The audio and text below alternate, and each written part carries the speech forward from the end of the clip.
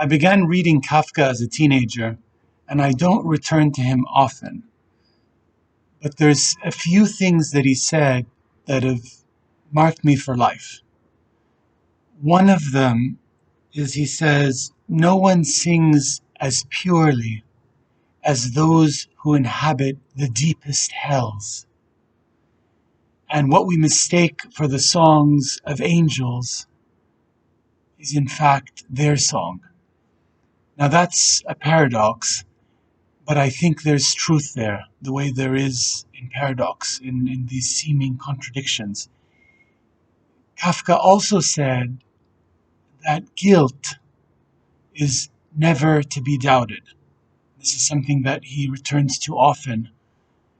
Um, I think there's something there. I think there's something there that if we admit to ourselves, we may not be guilty of what the world thinks us guilty of, but we're not entirely innocent either, in the sense that one could even say, let he who is without sin complain about injustice. So with all these moral quandaries in mind, let me read you a poem from my new collection, Learning to Pray. And this is a poem that I think sits with these musings that I began with. It's called Awakening from a Dream. In the night, the feathery fists came raining down. He ducked and staggered as they landed again and again on his head, neck, and across his shaking back. There was no avoiding this relentless retribution. Could it be these were the familiar hands of his angels, the same strong ones that throughout his wronged life carried him through innumerable hardships, cushioning him from nearly crushing falls?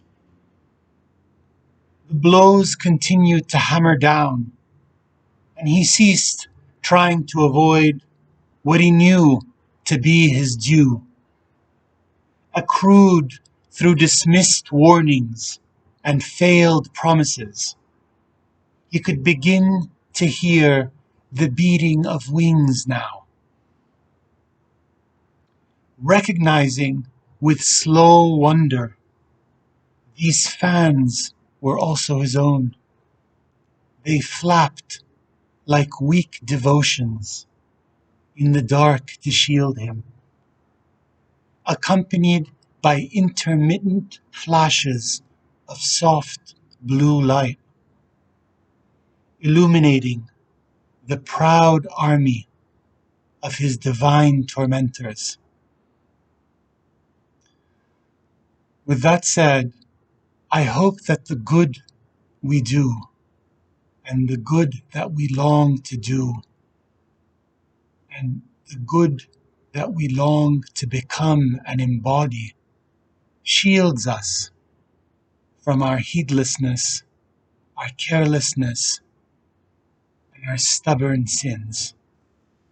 Thank you for listening. And today is Thanksgiving in the USA. So I am grateful to you for listening and sharing with me these reflections. Have a good evening.